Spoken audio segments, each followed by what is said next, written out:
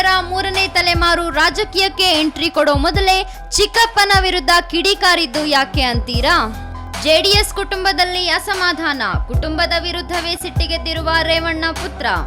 ದೇವೇಗೌಡರ ಪುತ್ರ ಟಿಕೆಟ್ ಆಕಾಂಕ್ಷಿಯಾಗಿದ್ರೆ ಇನ್ನೊಂದೆಡೆ ಚಿಕ್ಕಪ್ಪನ ವಿರುದ್ಧವೇ ನಾನೇನು ಕಮ್ಮಿ ಇಲ್ಲ ಎನ್ನುವ ಹಾಗೆ ದೇವೇಗೌಡರ ಕುಟುಂಬದ ಕುಡಿ ಸಡನ್ ಎಂಟ್ರಿ ಕೊಟ್ಟಿದೆ. ಪ್ರಜ್ವಲ್ ರೇವಣ್ಣ ಅವರಿಗೆ ಟಿಕೆಟ್ ಸಿಗುವುದಿಲ್ಲ ಎಂಬ ಉದ್ದೇಶದಿಂದ ಪ್ರಜ್ವಲ್ ತನ್ನ ಕುಟುಂಬದ ವಿರುದ್ಧವೇ ಬಹಿರಂಗವಾಗಿ ಅಸಮಾಧಾನ ವ್ಯಕ್ತಪಡಿಸಿದ್ದಾರೆ. ತನ್ನ ಚಿಕ್ಕಪ್ಪನಿಗೆ ಟಾಂಗ್ ನೀಡಿದ್ದಾರೆ. ತಾತ ಚಿಕ್ಕಪ್ಪನ ಜೊತೆಗೆ ಸ್ಥಳೀಯ ನಾಯಕರನ್ನು ಟಾರ್ಗೆಟ್ ಮಾಡಿರುವ ಪ್ರಜ್ವಲ್ 2 ದೋಣಿಗಳ ಮೇಲೆ ಕಾಲಿಟ್ಟಿದ್ದಾರೆ ಎಂದು ಕಿಡಿಕಾರಿದ್ದಾರೆ. ತನ್ನ ನೋವನ್ನು ಪ್ರಜ್ವಲ್ ಬಹಿರಂಗವಾಗಿ ಹೊರಹಾಕಿದರು. ಈ ಸಭೆ ಯಾರ ವಿರುದ್ಧವೂ ಅಲ್ಲ, ನನ್ನ ಬೆಂಬಲಿಗರು ಮತ್ತು ಅಭಿಮಾನಿಗಳಿಗಾಗಿ ಎಂದು ತಿಳಿಸಿದರು. ಏನೇ ಆಗಲಿ ತನ್ನ ಚಿಕ್ಕಪ್ಪನ ವಿರುದ್ಧವೇ ಸಿಟ್ಟಿಗೆದ್ದಿರುವುದು ಮಾತ್ರ ಎಲ್ಲರಿಗೂ ಆಶ್ಚರ್ಯ ಉಂಟು ಮಾಡಿದೆ. ಇದಕ್ಕೆ ದೇವೇಗೌಡರು ಮತ್ತು ಕುಮಾರಸ್ವಾಮಿ ಅಸಮಾಧಾನಗೊಂಡಿದ್ದಾರೆ. ಮುಂದೆ ಪ್ರಜ್ವಲ್ ನಡೆ ಯಾರ ಕಡೆ ಎಂದು ಕಾದು ನೋಡೋಣ.